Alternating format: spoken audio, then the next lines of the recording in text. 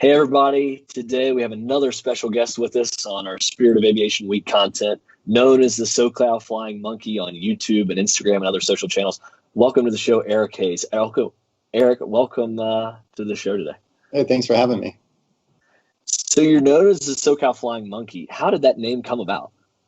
I'm not totally sure how the name came about. I've always liked monkeys. They're pretty amusing to me. So when I was trying to think of a name for the channel, I just wanted to incorporate something fun because I knew some of my content was going to be kind of like nerdy and technical and, you know, a little more serious on the serious side. So I kind of wanted to blend it with something fun and not take things too seriously. So the Flying Monkey was born, and then I searched that up, and I think somebody else is using Flying Monkey, so I thought I had to modify it. So fly in Southern California, so I just put SoCal in front of it. So before the show, you told us a little bit about how your aviation journey began. But for the folks watching today, tell us, how did that aviation journey begin for you?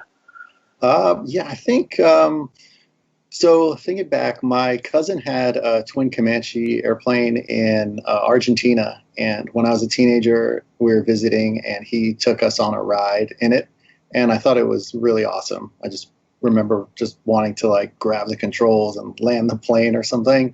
I was just really fascinated by all the instruments and the switches and the controls and everything. I thought it was amazing.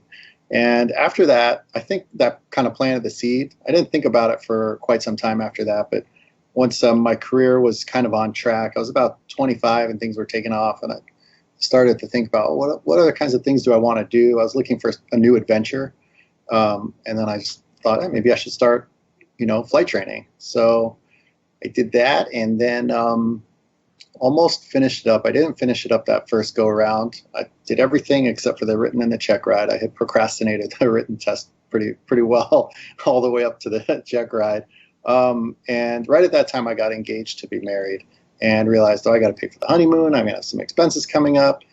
Got married. We had kids, and life got in the way of pursuing the aviation dream.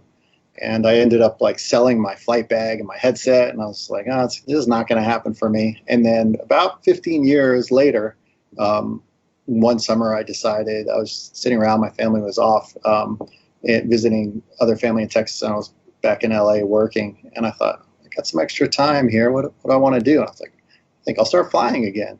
So from that moment on, I just kind of never looked back.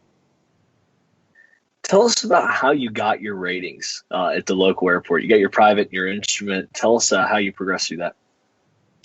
Yeah, so I had jumped back into it, and I had a lot of the requirements done, but I ended up redoing them because 15 years is kind of a big gap, and I wanted to do the responsible thing and not just be like, yeah, I did that, they count, that counts. I wanted to be truly proficient and try to master being a good private pilot, like getting my skills as good as they could be. So, I just repeated a bunch of the stuff, and then it didn't take too long. It came back pretty quick and easy. The radio communications didn't come back as easy as just like the flying skills. It was just sort of like, oh yeah, I remember, flying the steep turns and what that feels like. You kind of don't forget that. And just some of the radio communications, I had to study up a bit, and it had changed quite a bit since I had started, because now there was GPS. So I had to learn all that kind of stuff, which was interesting. So then I finished private pilot. I took a couple months and just flew around with my family. We had owned the Cherokee 180 at that point. Took a couple months, flew around and enjoyed it, knowing that I really wanted to do the instrument rating because I wanted to use aviation to go on trips with my family. And I knew that to go on any kind of longer trips, I'd have to have an instrument rating. A lot of times, just to get out of Southern California, you have to poke through a marine layer in the summer. We're going to be doing a lot of travel in the summer, so I was like, got to get that just so I can get through the marine layer and back in and be ready for it. So yeah, I moved into the instrument rating and got that done over the next 6 to 9 months, I think. Eric, you've done a lot of flying around SoCal. What's your favorite place to fly? And tell us a little about a normal day of flying in your airplane. I love to go to Catalina, and Big Bear is a place. I really like to go places that make you feel like you've gone somewhere far away.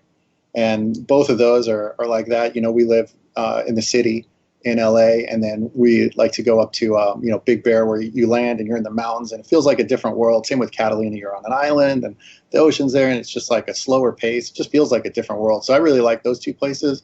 They're also really scenic, and they're short flights, and the airports each present their own challenges as a pilot. So they're interesting and fun places to fly into. They both have like lots of stuff to do. So yeah, I like Catalina and Big Bear quite a bit. Yeah, people are really eating up all the West Coast flying content. It's obviously a gorgeous place to fly. So let's talk about your YouTube channel a little bit.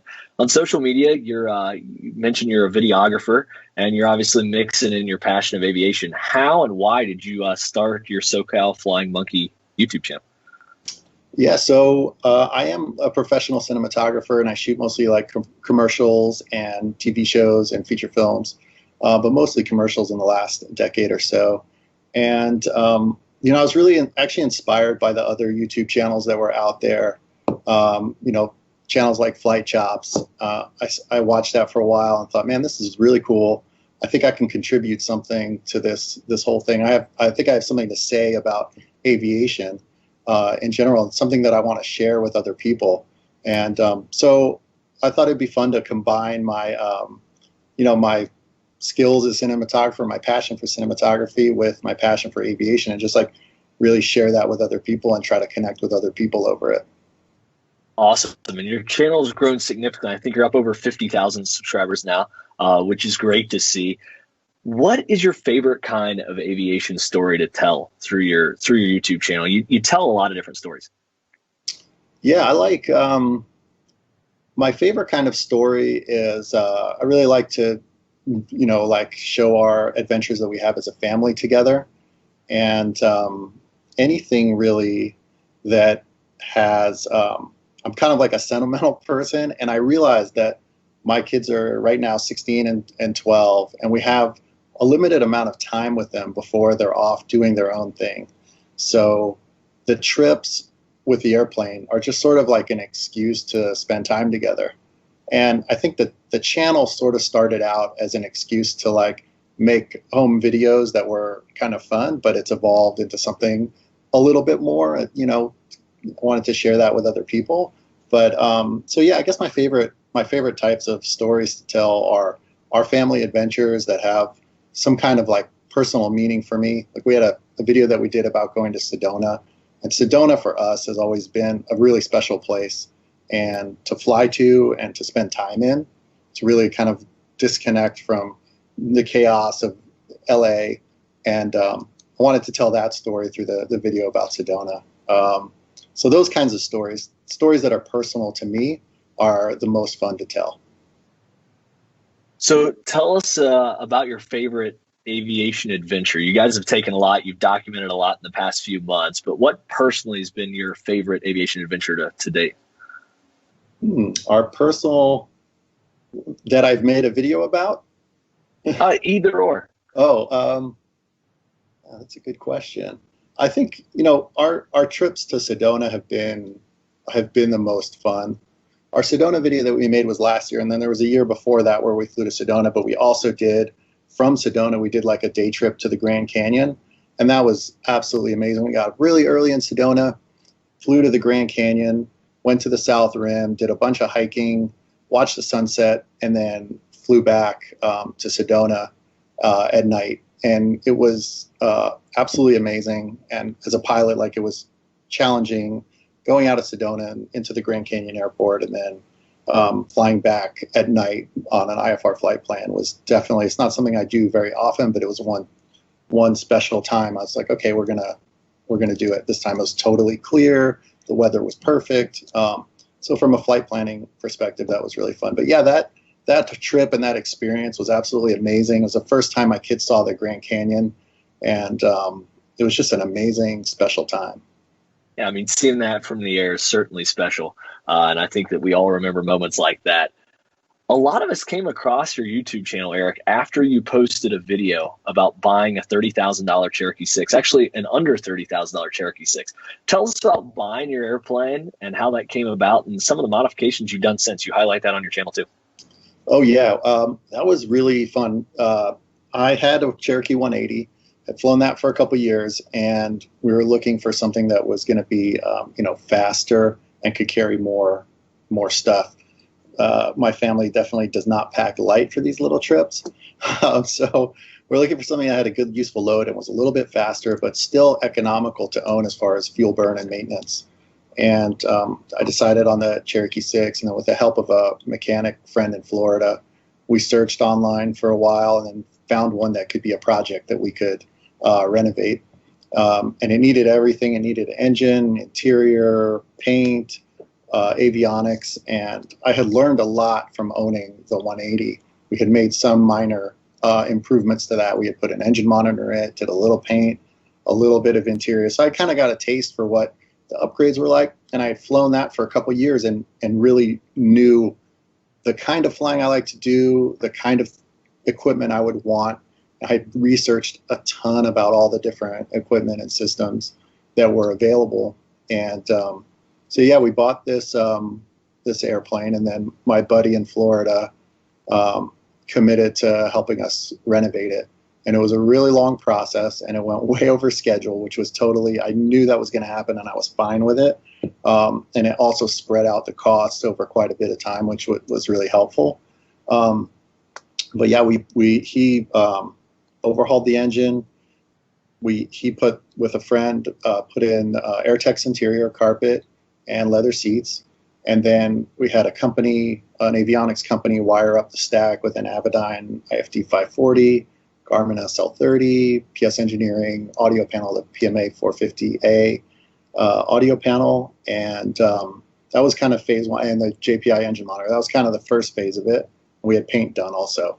So we had all that done, and then I brought it out here, and then Dynon came out with their HDX for certified, and TrueTrack came out with the Vision for certified autopilot, and I thought those would make really great additions. So I did a bunch of research, and then ended up having those put in actually back in Florida by an avionics shop out in Florida, not the same person who helped me with the rest of the upgrades. So I flew the plane out there, had that stuff done, and then flew it back here, and that's kind of where it's at right now. And I've really been enjoying flying it, and it's been great to own. So, you settled obviously on the Cherokee family and the Cherokee 6. Are there any future airplanes in mind, or are you going to stick with that one for a while?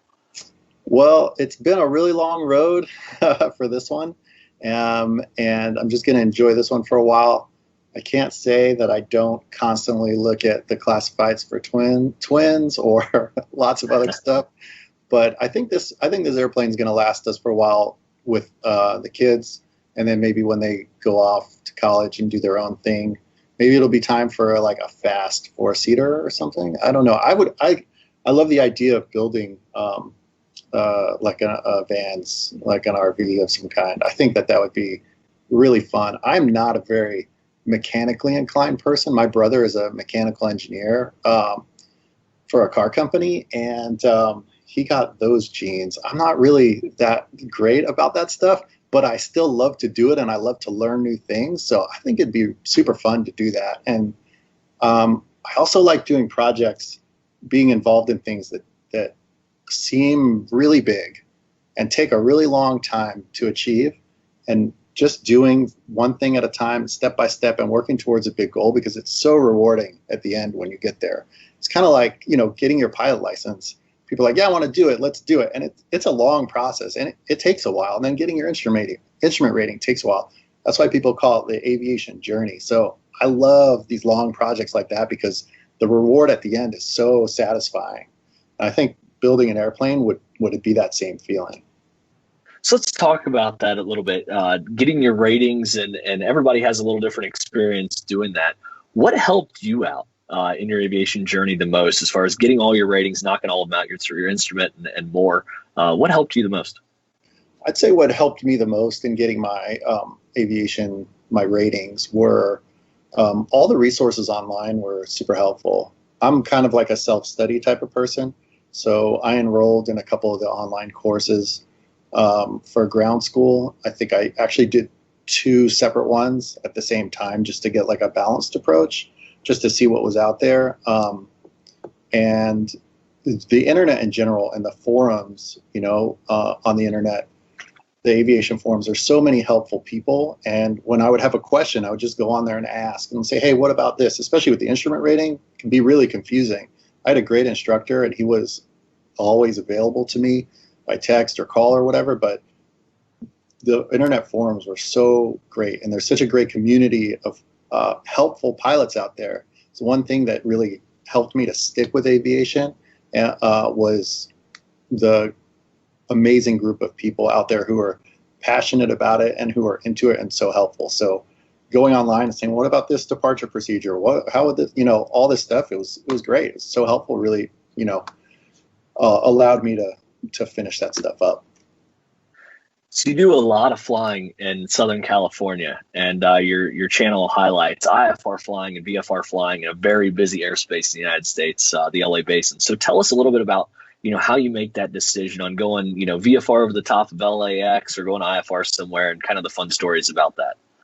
Oh yeah, the decision to go VFR or IFR, I think from my home airport at Whiteman in Los Angeles, going VFR out of there is mostly what happens and is the easiest thing. You can get a lot of delays. You have to wait quite a while if you're IFR, just because of Burbank and Van Nuys are right there. So if it's close, we get so many VFR days here. Usually if there is IFR, it's just kind of like a marine layer that you can poke through. So I'll mostly fly VFR around here. And most of the people I talk to are like, hey, you should file IFR every chance you get. And I definitely agree with that. I think it's great to practice in the system. But at my home airport, if I do that, you have to depart usually going the wrong way. They like you to depart 3-0, and almost always the winds favor 1-2. So you're looking at like a tailwind departure, plus you're looking at least a 10 to 15 minute delay. So it's not necessarily practical, but a lot of times I'll take off and then just pick up IFR in the air just for the practice of it. But flying in Southern California, I think the marine layer is awesome for instrument practice, and we get it now like in June, July in the summer. And I try to get into it every chance I get, because we don't have a lot of opportunity for actual instrument conditions throughout the rest of the year. Now is kind of the best time to do it, but I try to get in it every chance I can get, because I really love that kind of flying. It's not like, oh no, we got clouds, so I'm not looking forward to this flight. Like, I really look forward to flying on instruments and in the clouds. I think it's amazing. Yeah, instrument flying, especially in actuals, a different story, right? And it brings out kind of the best of the mental side of the game of flying. But, you mentioned earlier, Eric, that you like to hit on the safety side of it. And we can all have fun with aviation and airplanes, owning your own airplane and flying different places, but you really like the safety aspect of it. Tell us why you want to portray that in your YouTube channel. Yeah, I think it would feel to me irresponsible not to depict being a private pilot in a responsible and safe way. And I fly with my family, so safety is a huge priority, #1 priority for us. And I'm definitely into making things as safe as they can be for my family, and portraying flying as a private pilot in a responsible way, because this thing that we have in the United States of general aviation is really a huge privilege.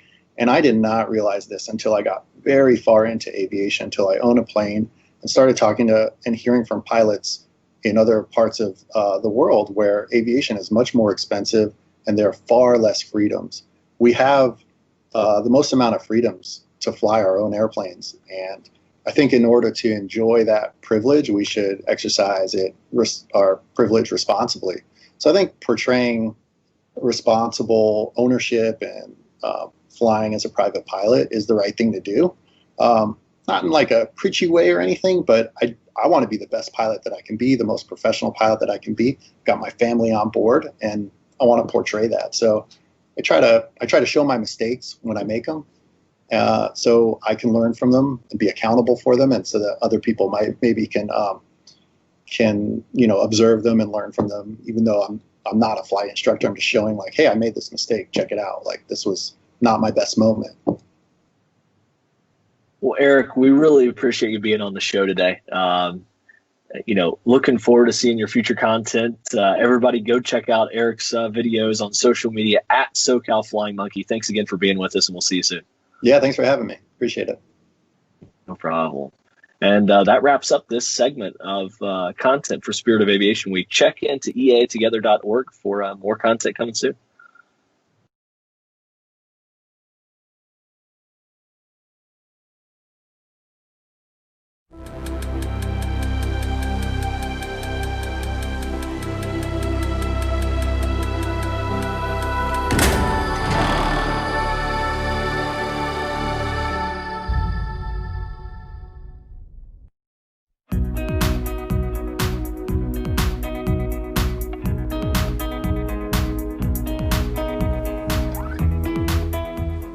The company is Basler Turbo Conversions, and we convert DC-3s or C-47s into BT-67s, which primarily is to take a DC-3 and install many different modifications along with turbine engines, and we produce those for several different customers that are all over the world. It all started out as we were hauling a lot of freight with piston